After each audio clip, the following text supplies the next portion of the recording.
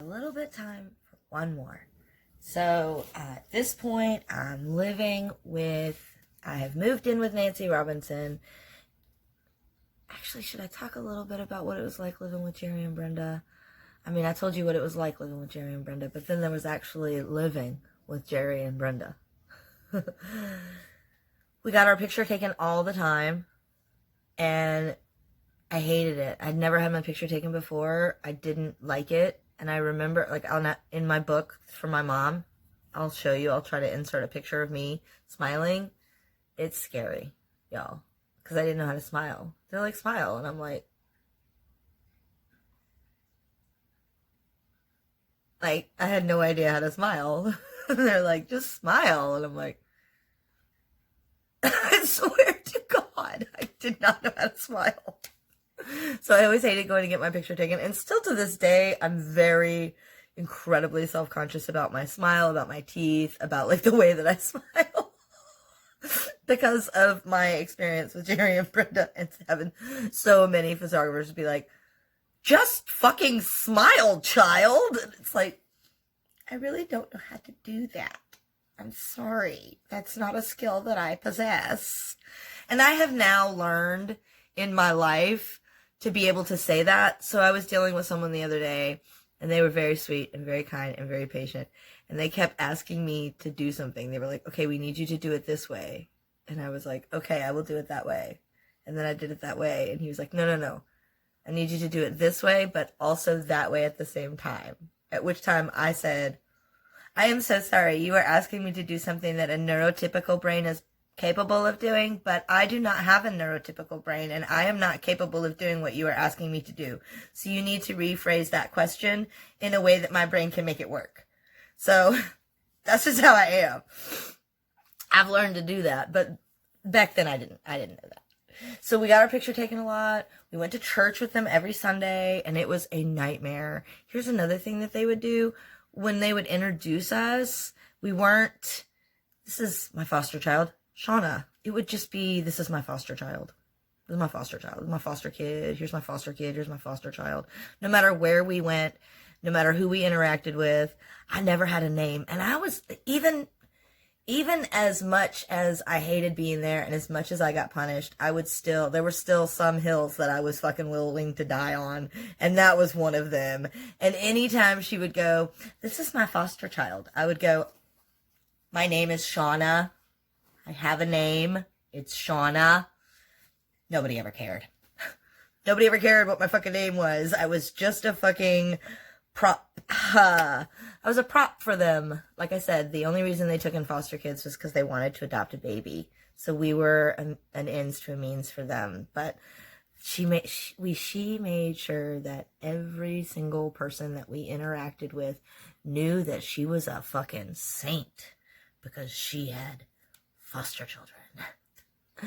And I ain't mad at her. If I had foster kids, I'd probably be like, yeah, no, I wouldn't.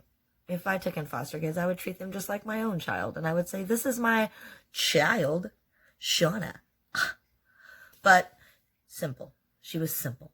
And even though we went to church every Sunday, there wasn't an ounce of Jesus up in that house. Nowhere. Okay? Let's just put it that way.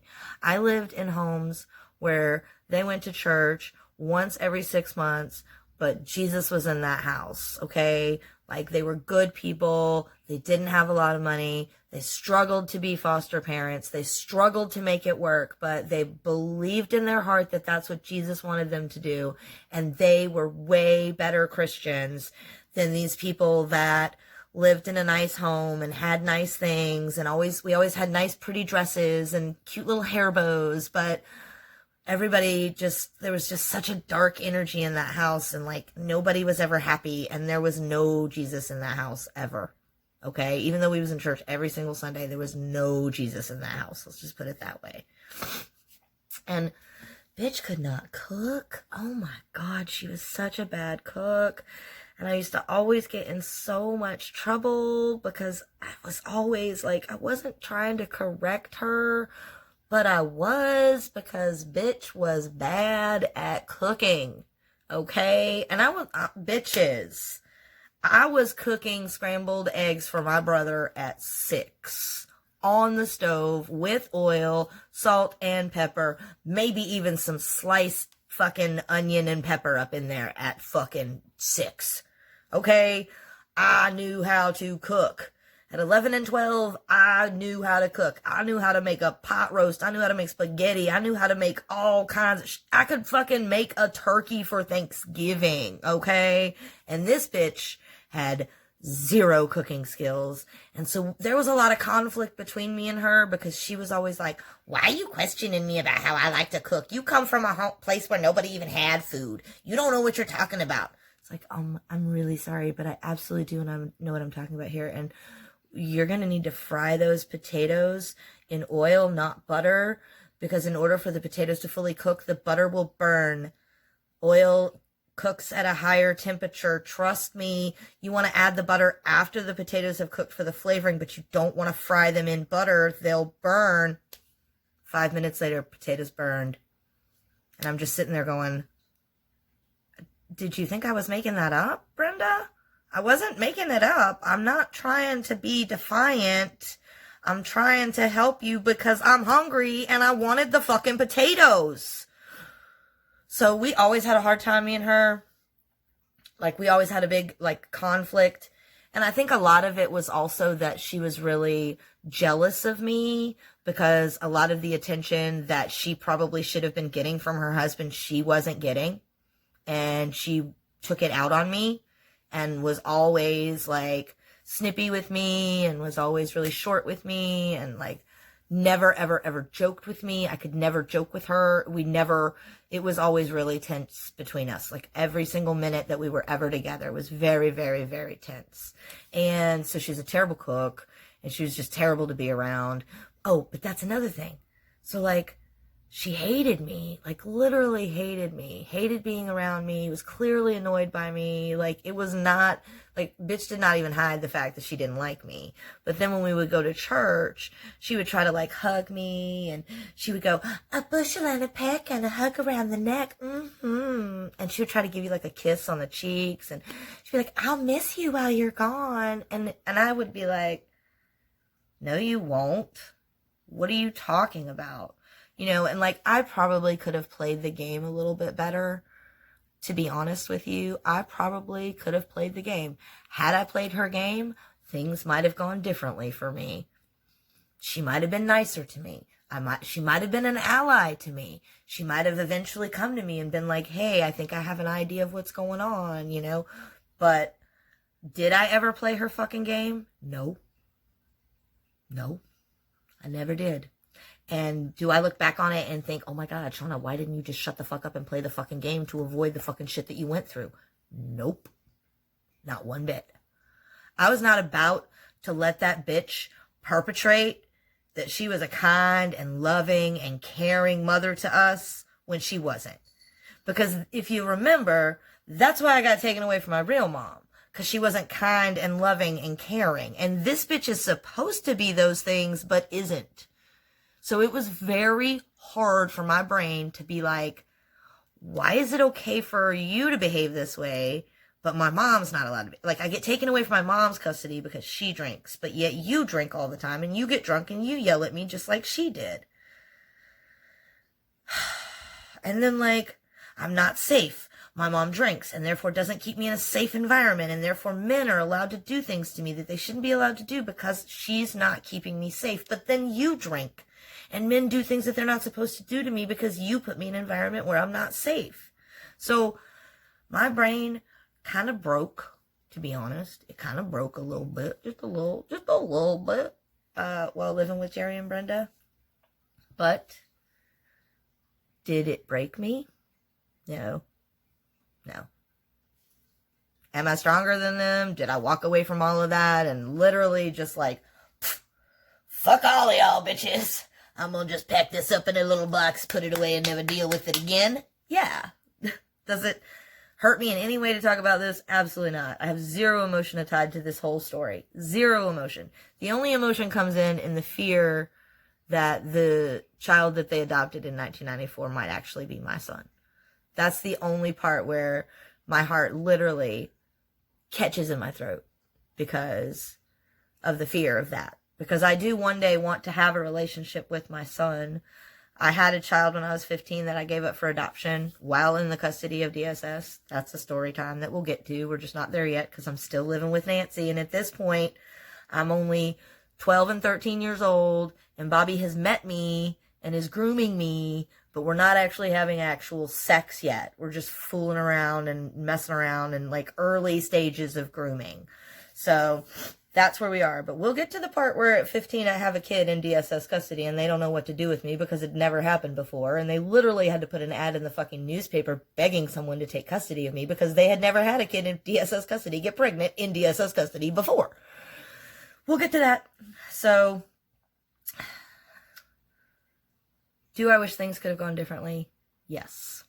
Do I harbor a lot of ill will and hatred and anger? Am I sitting here like, God, I wish that man ill will. And do I harbor anger? No. No. No. I was not the only one that he did that to. There were 12 or 13 other girls that lived with him along the way that he also was inappropriate with. That's just part of being a foster kid, to be honest with you. That's just part of being a foster kid. And it's not just a part of being a foster kid for girls. Please don't walk away from this video thinking that, because that would be a misconception. It's a part of being a foster kid, period. The likelihood that you're going to get in a house where somebody isn't inappropriately touching you is literally like 25%. And of all the places that I lived in, that happened a lot. A lot. So now that we're done with that, that's what it was like living with Jerry and Brenda. And they worked at a factory that was 2 hours away in a different town. It was a baby food factory. And they had to be there at 7. So we would get up at 4:30 in the morning every single day. And then we would get up at 4:30. We would leave at 5. They would drop us off at an elementary school, like morning daycare program, where we would stay until 8 o'clock when we would get on. I would get on my bus and I would ride that bus from this elementary school to the middle school that I went to. And I don't remember. That time was so traumatic for me. I normally am extremely good with names and I'm really good with like dates and places and stuff. But that time was just so traumatic and I just blocked so much of it. I have no idea the name of the middle school that I went to. I have no memory of friends. I don't remember anything. I remember being in health class and the teacher getting frustrated with me because I just happened to be in that place while they were discussing like drugs and alcohol. And anytime they would ask a question about alcohol, I not only knew the answer, I had a fucking encyclopedia answer for you. It wasn't like, what happens to the body when you drink? You get sick? Well, that depends. How much are you drinking? What are you drinking? Where are you drinking? Is it cold outside? Have you eaten for the day? Like, those are the questions. Like, I just made, like, it literally should have been, what happens when you drink? You get sick. Let's move on to the next question. Answer. Let's move on to the next. But for me, every single one was like a 5-minute essay answer. And the teacher was just like, shut the fuck up so we can just get through the stupid fucking lesson. But I'm over here going, I'm sorry, like, I really feel like these kids really need to understand how alcohol really works. And I don't think you're doing a very good job of explaining that. So, I'm not questioning what you're doing here, buddy. I just don't think you're doing an effective job of what you're supposed to do, which is make them fear alcohol. I don't think you're doing a good enough job of that. So, I do remember that. But that's about the only memory I really have. I remember there was a girl there that used to beat me up. She used to, like, punch me. Like, she would, like, her friend would, like, hold me, like, with this part of her arm, like, up against me right here. And she would, like, hold me up, and her friend would just punch me. And it wasn't that it didn't hurt. I mean, I pretty much, detached from my body, shocked, didn't feel it, all that, shit. But I remember just being like, you really realize that, like, this isn't fair, because there's 2 of you and there's 1 of me, and I'm not even fighting you. Like, bitch, I could beat you up, but I don't want to. You realize this isn't fair, right? But, like, I could have beat that bitch's ass. I literally could have, but for whatever reason, the universe was like, nope, it wouldn't be right to hit her. Don't hit her. Just let her go on about her way and let her think that she's winning. I still to this day don't know why, but I never did beat that bitch's ass. But she never really beat me up either. She never really hurt me. Like I said, it didn't hurt. Like, she just wanted to exert power over me most of the times. It was just like she would like hold me down and just be like, and she never say anything. Like, it was really weird. I think she was processing through some shit, and the universe was just like, help her process through her shit. But I did. Those are literally the only 2 memories I have of that whole motherfucking time. So they worked at a baby food factory, and they had to be there. And on days where they didn't have school, we still had to go to a daycare. Like a daycare program. Because on days when they didn't have school, they still had to work at the factory. And they didn't have a ton of money, but they had a decent amount of money. And he volunteered at the Lions Club, so he was gone like Wednesday nights for like 3 or 4 hours. And you know, my time there was weird because I spent most of it, like a good 75 to 85% of my time was spent alone in the back room. Oh, and I didn't even tell you the best part. So the way that Jerry's house was built, there's the main house, and then there's this like back mother-in-law kind of area with a bathroom and a bed. And that there's a bed, a dresser, a nightstand, and a little bathroom, and a tall dresser with like 6 drawers, and that was in a clock, but like a box clock, not a radio clock. So I begged for a radio clock. I begged for a radio. And in between the main house and then this little mother-in-law cottage area, there was this walkway, this thin aluminum walkway. And outside of this area were these dogs. And I love animals. I have never met an animal that I did not love, but these dogs were terrifying. They were pit bull mastiffs, and they were legit. I never once ever in the entire time that I lived there approached any of those animals for affection or love. They were, I will bite your fucking face off dogs. And in retrospect, like as an adult looking back on the situation, why Department of Social Services would deem a place with 6 vicious dogs a safe place for kids. Like, what the fuck? And then secondly, they were dog fighting dogs. That's the only fucking, why would you have these like vicious fucking dogs? And then he had it where there were 3 on this side of the house, and then there was an aluminum walkway, and then 3 on this side of the house. And he had it where the 3, like he always kept them separated because they were always trying to fight with each other. So I would always know when he was coming well before he got there, because when he left the main house and started walking down the aluminum walkway, all of the dogs would start viciously barking like they were like trying to attack him in the walkway. And I still, like, I think back about those dogs and I just go, they had to be dog fighting dogs. There was no fucking logical or reasonable explanation why you would have 6 vicious pit bull mastiffs. Like, why? And at no point in living there did he ever like take them hunting with him or take them fishing with him or take them on walks. Nope. They spent their entire lives chained up in that fucking yard to a doghouse. Each one of them had a chain to a doghouse. And upon questioning, like I remember going to my social worker and being like, damn, those dogs, man, I don't like those dogs. They're not safe. And he was like, yeah, you better not ever run away from that place. He'll send the dogs after you. I never even considered running away. I never even considered anything. And I could never leave the room because I would try like early on, I would try to sneak out of that room and try to sneak into the main house and like get to my brother and be like, dude, are you okay? I haven't seen you in like 3 weeks. Is everything okay? But I could never do that because of the dogs. Every time anybody entered into that hallway, whether you were coming to the room or you were going from the room, those dogs went nuts. They went nuts. Which is another reason why I know 100 fucking % that his wife had to fucking know. Because of the dogs. The vicious fucking dogs. How could she not know? And then, one time, as I said, we had to get up every morning at 4:30. 4:30 in the morning, okay? We were in the car. We were driving down the road.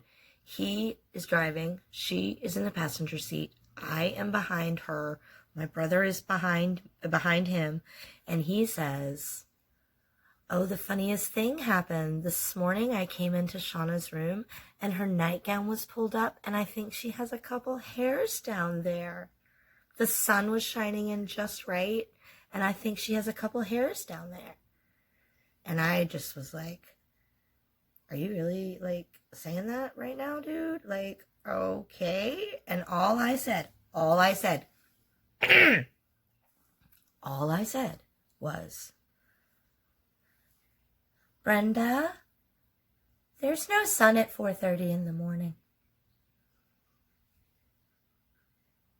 That was it. That's all I said. I didn't say anything else. Nobody said anything else the entire ride home. You do with that whatever you will, but... So now we're going to stop talking about Jerry and Brenda, because that's pretty much everything about living with them. There's some more shit mixed in, some fucked up bullshit that happened here and some fucked up bullshit that happened there, and a whole lot of fucked up shit happened with my mom. Oh, I totally forgot to tell y'all shit about my mom and my dad. All right, interject. Nancy Robinson, pause. Okay, so my mom was passed out and drunk when the cops left from the middle school to go investigate. So they literally, she was also naked. Don't ask me why. Now, her story is that the neighbor had raped her, and that's why she was in the yard naked, and she would never be, and honestly, like, 100% that could have happened. A bitch was passed out in the fucking front yard. I mean, it could have happened. I'm not saying it didn't happen. I'm not saying it did happen. But her side of the story is, that's why she was naked and passed out in the front yard. It's because the neighbor had raped her and beaten her unconscious. She didn't have bruises. She didn't have, like, you would think that if you'd gotten beaten unconscious, you would have bruises, but maybe not. I don't know. Again, not my place to say one way or the other, but this is what happens on her side. So she wakes up in Black Mountain Treatment Facility 2 days after we've been taken into custody, and they sit her down and they're like, bitch, you are like a serious fucking alcoholic. Like, holy cow, bitch, you are like gold level. Ha. We got some fucked up people up in here, but you take the motherfucking cake. So your kids have been taken away by DSS. They're already in custody. Your fucking drunk ass got arrested. You're naked in the front yard. Like, bitch, if this ain't rock bottom for you, I don't know what is, basically. And of course, my mom. Oh my God, my babies. I'm so worried about my babies. Where are my babies? Oh my God, blah, blah, blah. You're absolutely right. I really should quit drinking. Oh, my life is in shambles. So she goes to Black Mountain Treatment Facility for like 90 days and does all the fucking AA, NA bullshit. And while she's doing all of that, we're still at Jerry and Brenda's, and we never get calls from her. We never get letters from her. We're not allowed any communication with her. That's the thing that DSS does, because DSS is like, no, we want you to bond with your new family so you don't talk to the old family, but in truth, you just feel isolated and like abandoned. So it was hard not ever talking to her or like finding anything out. But here's where it gets really fucked up. I'm about to tell you my dad's part in this motherfucking story. Where has dad been this whole time? Is dad even a part of this story? I haven't heard about her dad this whole story. Yeah, that's the fucking point. So my dad worked at Mount Pisgah and literally would like come home once a year, give my mom a little money, fuck my mom, have a little fun, smoke a little pot, and then leave. He maybe would spend 2-3 hours tops, maybe once every 3 to 6 months at the most. And when we got taken into custody, Department of Social Services actually called my dad at the restaurant that he was working at. He was at Mount Pisgah. They called him and they said, Mr. Bartholomew, we regret to inform you this, but your wife was found inebriated and unconscious and has been taken to a facility, and your children have been taken into DSS custody. To which my dad says, oh, she got herself fucking arrested for being drunk and naked, huh? They were like, yes, sir, but your children are in DSS custody. We need you to come claim them. And he said, well, I have to pass a drug test in order to claim them. They were like, sir, that's not a problem. We can approach you getting off drugs at another date, at another time. We just need you to come. Yeah, I'm not going to stop smoking pot. You can fucking keep them. And he hung up the phone. I swear to God, this is not something I knew until I got my permanent file when I was like 34. I'm not going to stop smoking pot. You can keep them. And then Mr. Burns hung up the phone. And that was it. He got in his car that night. He packed up everything of any value to him, and he drove to Phoenix, Arizona. But neglected to tell anyone that he did that. So my mom goes through her 90 days, and DSS is limiting her communication with us, so she doesn't know that we haven't spoken to Dad at all in 90 days, and we don't know that she hasn't spoken to Dad at all in 90 days. So she gets out, she goes home to our apartment. My dad's gone. All our stuff is gone. My dad's been gone for 90 days. The landlord sold all of our stuff after 30 days, and everything else has been thrown away. What do you mean my husband left week 1? What do you mean he left? Well, ma'am, your husband packed up all of his possessions and said he was going out to Arizona and left. My mom, what do you mean he left? Like, this is my apartment. No, ma'am, it's not. It's been rented to someone else. These people live here now. So my mom was just like, I don't have anywhere to go. So she ended up having to check into a halfway house. And she stayed in a halfway house for like 6 months. And stayed sober. Got a job at Wendy's. Did the whole steps thing. And in my mom's defense, the first time that my mom got sober, she did stay sober for about a year. She really did. Like, it was hard for her. It was steady work, doing the steps and shit. And she was good for about a year. But then she started drinking again. And then she would stop drinking and start drinking and stop drinking and start drinking and stop drinking and start drinking and stop drinking and start drinking. Like, a million times. Like, my mom quit drinking 1,000 times. Did she ever really quit drinking? No. But the first time, she did stay sober for a long time. Like, a solid year. The whole time I was with Jerry and Brenda, my mom was sober. She did good. I'm not saying that she didn't stay sober for that time, because in retrospect, she did, and I have to give her credit for it. So she gets out, and my dad's gone, and no one knows where my dad is. DSS is looking for my dad. My mom is looking for my dad. No one knows where my dad is. No one finds my dad until 2000 and... No. Yeah. No one finds my dad until 1997. No one finds my dad until 1997, and we got taken away in 1991. So he disappeared for a solid 5 years. And I mean, just fucking ghosted. Like, that's the definition of what my dad did. That word did not exist back then, but that's exactly what my fucking dad did. He fucking ghosted his children who were in foster care and his wife who was in rehab to go to Phoenix, Arizona and live his dream life. That's what happened. No fucking way to sugarcoat that shit, because that's the fucking truth. Now,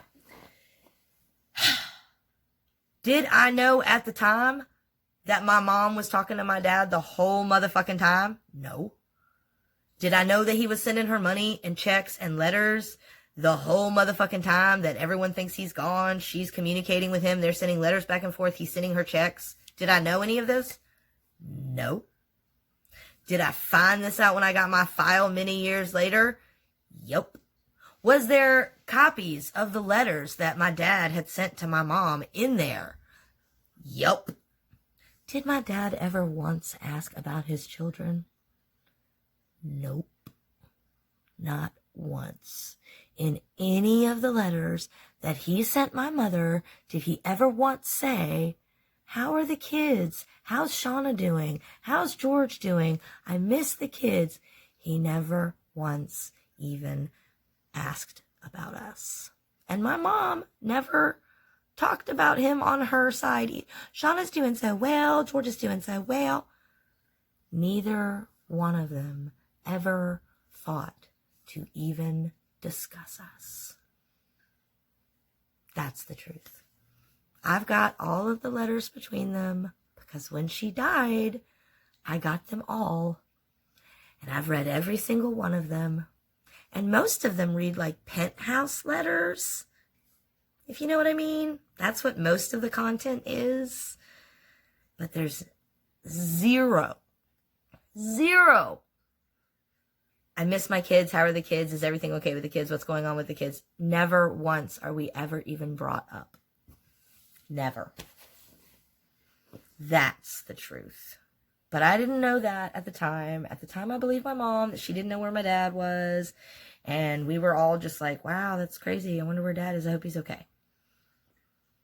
So that's what it was like living with Nancy and Jerry and Brenda. And that's what was happening with my mom at that time. So my mom is now out of the rehab. My dad has ghosted everyone. And she is now living in a halfway house. And then she moves from the halfway house. She gets an apartment in Pisgah View Apartments. And while I'm living with Nancy Robinson, my mom is living at Pisgah View Apartments. 7D Pisgah View Apartments. And bitches, some of my best times were had in that cheap-ass government housing, okay? Like, I don't want you to think that I'm sitting here in my big house now going, oh, hated the time that I lived in the government housing project. It was disgusting. There were roaches everywhere. And oh my God, it was just the worst. It was not the worst. It was not the worst. Now, were there roaches? Absolutely. Did I actually have a roach crawl in my ear at one point and live there for 2 weeks and eat a third of my eardrum and now I have hearing problems from it? Yes. Did I get snowed in during the blizzard of 1993 and did I almost die? Yes. Did I still have some of the best motherfucking times of my whole motherfucking life there? Yes. Did I meet some of the best people in my entire fucking life there? Yes. My friend Angie, she had an aunt, and her aunt's name was Ha Tense. Ha Tense was this bitch's name. Ha Tense. And I was always like, maybe because I'm white, I'm saying it wrong. Am I saying it wrong? Is it horror tense? Is it Ha-tense? Ha-tense? Ha-tense. Hatense. Ha-tense. That was her name. Don't ask me. But this bitch was a wealth of fucking knowledge. She taught me how to cook. She taught me all the medicine cures that I know still to this day. She taught me just like so many fucking things. I would not be who I am if it was not for her. I'm so fucking thankful that I got to meet her. And when I met her, she was like 99. No joke. She was born at the turn of the century and I met her in like 97, 98. No, I met her in like 94. Like 94, and she was born in 1900, and she had so many great stories, and I love old people, and I have so much respect for people, and oh my God, this bitch, like, remembered legit fucking slavery, guys. Like, she had memories of her grandma and shit in slavery. People that say that we should just move on. That was so long ago. Oh my gosh, it's in our past. It wasn't really that long ago if as a child I have a woman telling me that she has actual memories of it.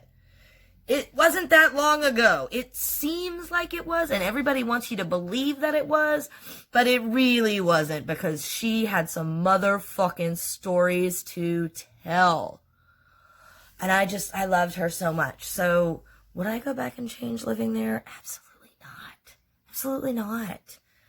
Would I recommend that you leave your apartment to go live in public housing? Absolutely not. But is it the worst? No.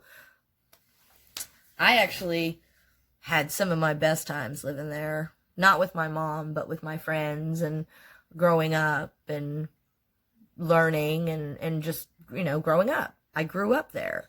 And some of my best lessons were learned there, and I wouldn't change it for a heartbeat. But while my mom was living at Pisgah View, I then moved in with Nancy Robinson. I was living with Jerry and Brenda while my mom was in rehab and then in halfway houses. But then when my mom moved into Pisgah View Apartments, I lived with Nancy. And I think that's one of the reasons why Nancy had such a hard time, was because she was an older white woman. She was in her 60s. And she would have to take me and bring me to this housing project every single weekend to visit with my mom. And it made her very uncomfortable. She wasn't racist. I want to be very clear about that. That's not what I'm trying to say. But she feared young people in general. And there was a lot of young kids running around and creating a lot of chaos. And she just didn't think it was safe. And she probably was right. It probably wasn't safe. But she had to take me every weekend for visits with my mom. And I think looking back on it, that's probably one of the main reasons why she ended up not adopting me and not wanting to, was because that was a big part of who I was at that point. I was pretty hood. Even at that point, I was pretty hood. I wasn't like as hood as I was going to get. I got much hooder later, but I was pretty fucking hood at that point. And she would have probably done better with a kid that was not hood. Let's just put it that way. So while I lived with Nancy, everything was good. Nancy was great. She was patient with me. She took really good care of me. She got me on a lot of drugs. Because she was like, I think a lot of her problems are behavior driven, and I think a lot of her problems are because she's not medicated. So she got me on like an ADHD drug and like an MAOI and an SSRI, and that's probably one of the reasons why I don't have a whole lot of memories of living with Nancy, because I was on a lot of drugs while I lived with Nancy, but I behaved. In her defense, I behaved. I got really good grades. Like everything that she wanted me to do, I did. And she still didn't want me at the end of it. But I was capable of sitting still, and I was capable of doing the things. And as long as I was medicated properly, I was capable of falling in line. And I lived with her for about 1.5 years, and things were good with her. She got me a dog, which was a big deal. His name was Mr. Big, because of the group. Mr. Big, just to be with you, was super big at that time. And I named him Mr. Big. He was a little, Shih Tzu. He's a little tiny white Shih Tzu. And she would never allow him in the house, which was kind of like defeated the purpose of having a dog. And I remember saying that to her, like, when we got home, and she's like, okay, you got to tie the dog up outside. I was like, wait, what? Why didn't you tell me you were going to let me bring the dog inside? And she's like, oh, you can't bring the dog inside. They'll get dog hair everywhere. And I was like, but what's the point of having a dog if you just keep it outside? And then I was never allowed to go outside because it wasn't safe. That logic there didn't make a whole lot of sense. But she did get me a dog, and I did have a dog, and I loved it, and I played with it. I used to dress it up in little sweaters all the time, and when I could go out and play with it, I played with it. And I love that dog. And I hated leaving it behind, and I had to. When the day that I got sent back home, I never got to go back to Nancy's, so I never got to see her again. I never talked to her again. I have no idea what happened to her after that, but I never got to see that dog again either. But I did love it while I could. And I have to stop because I have to go get my littles from school. But I hope you guys are enjoying these stories. I hope you're having a great day. Mwah.